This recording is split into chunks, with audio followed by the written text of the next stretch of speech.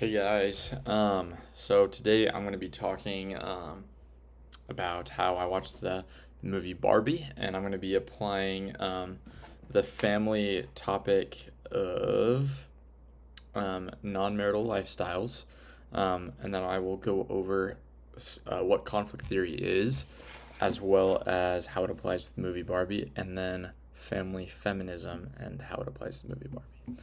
Um, so I'm gonna start with non-marital lifestyles, um, and so the family topic for this unit um, is non-marital lifestyles is one of them. Um, and so Barbie, she chooses to live alone. She has the ability to, like Ken wants to stay over at her house, and she frequently turns him down. Every night is girls' night, is what she says. And then later on in the movie, they have this conversation where Ken is, expressing to her, like, look, I love you, like I only exist within the warmth of your gaze, and that's at 1:40:07 that this conversation starts. And she's like, look, I don't love Ken, I don't love you, and so she actually chooses to go back to the real world, and live without Ken because she's not in love with him, and so she's choosing to live alone, and she feels more satisfied personally, being independent, and is more self-sufficient and feels happier alone. So that's how that topic applies to the movie Barbie, living alone. Barbie is an example of that, which is non-traditional, not part of the nuclear family, but that's what Barbie chooses, and that's how she feels happy. So, all right, conflict theory. So conflict theory, essentially the idea is that nothing can be changed until a problem is brought forth, and so nothing can be different if the oppressed don't do anything about their circumstances, and so when they bring up the conflict, or bring up the issue, it creates conflict typically. And that's the basis of conflict theory, is nothing good happens until conflict arises. And so a few key definitions that are a few key principles or tenets of conflict theory is conflict, resources, competition, and resolution. I'm going to talk about how those three principles were illustrated within the movie Barbie. So throughout the movie, Ken keeps bringing up to her, like, look, like we should be together, we should stay together. And Barbie, instead of like acknowledging, like, yeah, that's what boyfriend girlfriend do or whatever, um she shoves it down. And Ken, I mean, she doesn't even recognize this probably, because she's like, I don't know where they can stay later. But Ken doesn't have a place to live, and so he is like, we're in this relationship and you're not helping me out. And so Ken acts out by when they go to the real world, he learns about patriarchy and establishes it in Barbie Land. And this finally catches Barbie's attention enough to resolve the issue with Ken. And she wasn't going to until he made it a problem for her, and it wasn't a problem for her before. She was happy the way things were. So anyways, that's what conflict is, and so he made it a conflict, and so then they could work on things and move past it. Okay, resources and competition. So these are each both individual tenets, and so resources are the actual things that there is a competition for. You kind of have to use one to explain the other. Competition is, there's a scarcity of resources, and so you have to kind of compete for those resources. You have to challenge one another to win them, per se. And so in the movie Barbie, an example of this would be the dream houses. So when Barbie leaves to the real world and then she comes back and Ken is taking things over, and he says, well, this is my Mojo Dojo now, and so they're competing for this Mojo Dojo,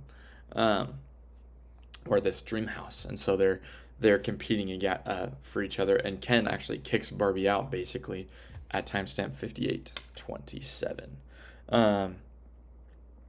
And so this demonstrates that there is only so many dream houses, and so Barbie and Ken are competing for these said dream houses, and that's part of the conflict. And then the third tenet that I'm going to talk about is resolution.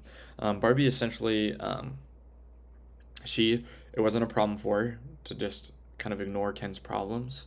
And so,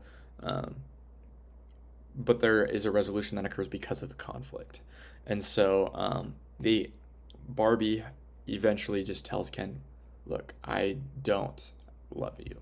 And so it would be unfair to me to pretend that I do. But it also is unfair to Ken for her to like not tell her that. And so they come to the resolution. And so like Ken has been dealing with this his whole life or his whole existence, I don't know. And he he's been dealing with this. I have to be with Barbie, and now her letting him go and telling him this resolves the conflict, and they were both able to move forward. And that happens at 1 hour, 1 minute 35 second 37. So that's my conversation about conflict theory. Now I'm going to talk about family feminism.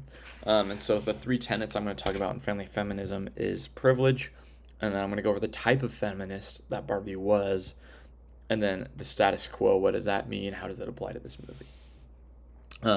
So essentially family feminism is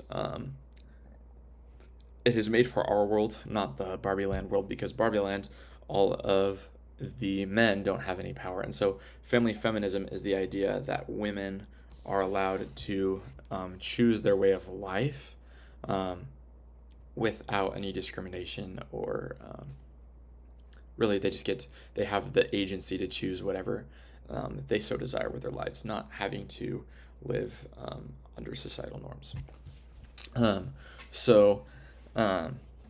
Privilege within this is the idea that some people, and in our world, men, have more accessibility to resources than women. And in Barbie Land, it's actually the reverse. That's kind of the entire irony of the movie, is that it's just flip-flopped from the real world. And so in Barbie Land, none of the Kens or men have any privileges at all whatsoever. They don't even have homes. And so in Barbie Land, Barbies have all the privileges. They have the right to vote, and they own all of the property. There's no property that the Kens own. They don't have any homes, and that's that's cited at minute 58, second 33, when Sasha asks, "Where do the Kens stay?" And Barbie replies, "I don't know." Barbie also says Ken is totally superfluous, meaning that he is like worthless. He doesn't do anything. He doesn't matter, and so it's because Barbies have all the privilege that Ken's could be considered superfluous. And that's at minute 56, second 12. And so that's what privilege is. And Barbies in the movie have the privilege, which is, to contrast it with our world. All right. Type of feminist. I would say that Barbie is a liberal feminist. And what that means is liberal feminists just don't want women to be put down beneath men, especially in like career paths. Like they don't want to be like second rate. They don't want that. And so Barbie is definitely that way. So when she comes back from Barbie Land, or comes back from the real world and goes back to Barbie Land, all of the women are serving the men, right? Just like Ken instituted the patriarchy. And so she talks about her experience and how she enjoys that females rule, that women rule. And she says, quote, "Women hold all positions of power." And that's at minute 56:15. And then just a couple seconds later, she says, "We have a female president. So it's fun and work and female 24/7. And so she genuinely believes that women are, above. She believes that they're even above men, probably. But she's a liberal feminist, meaning that she thinks that women should not be held down. She believes that women can be career women, that they define their own ending. And I think that's what a liberal feminist is all about. So I think Barbie is a liberal feminist. And then the last definition I want to go over is status quo. So Ken disrupts the status quo by introducing patriarchy, which is frustrating for Barbie because she had all the power before and now doesn't. Ken is disrupting the status quo, um, essentially how things were before, just the norm, and Ken disrupts that. And so she's frustrated. She talks about how the dream house is hers and Barbie Land is hers at minute 59, second 27. The roles are reversed in Barbie Land because men from real life get frustrated when women upset the status quo. So that's the last part. And then so synthesis, just to talk about how both of these theories helped deepen understanding of the film. Well, I think that conflict theory and feminist and family feminist theory, they kind of go hand in hand because things didn't really start happening for the feminist movement until women started making it a problem, until they started making it a conflict that needed to um, be answered by the men. And so it's kind of interesting to see in Barbie how the roles were reversed, how women have all the power, and how the men are don't have any power at all, and it's frustrating for them. And until they make it a problem for the Barbies are completely okay with it because they have all the power, even though the Kens aren't necessarily satisfied with their existence beforehand. So it's kind of interesting to see how these theories played out and how it was like flip flopped from real life. Um, so, anyways, that's just kind of my summary from Barbie Land. I hope you guys enjoyed it. Thanks.